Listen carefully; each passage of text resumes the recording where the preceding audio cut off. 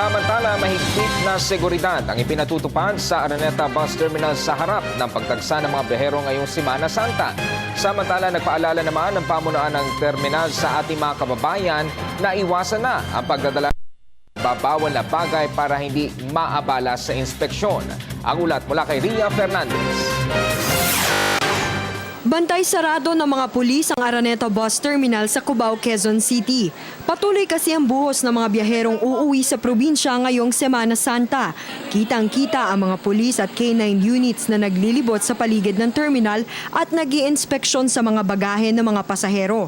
Nagsasagawa naman ng alcohol test ng MMDA sa mga bus driver gamit ang breath analyzer.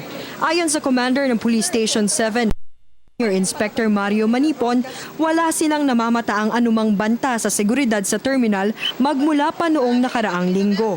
Nakatulong daw kasi ang mga karagdagang pulis mula sa NCR para masiguro ang seguridad sa terminal.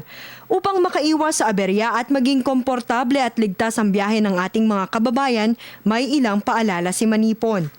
Una ay iwasan ang pagdadala ng maraming gamit para makamenos sa oras ng inspeksyon at maiwasan ang overloading.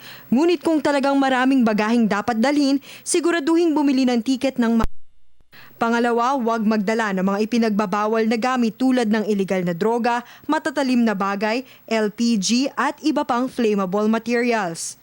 At pangatlo, lagyan ng name tag ang lahat ng bagahe maging ang mga batang kasama para kapag nahiwalay ay madaling matukoy.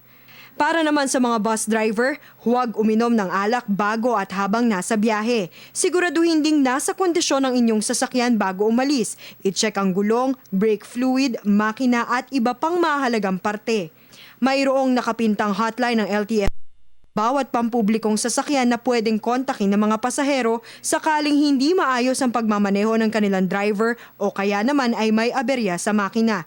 Tawagan ng LTFRB sa 426-2515 o 426-2491 o kaya mag-text sa 0921-448-7777. Para sa Telebisyon ng Bayan, Ria Fernandez.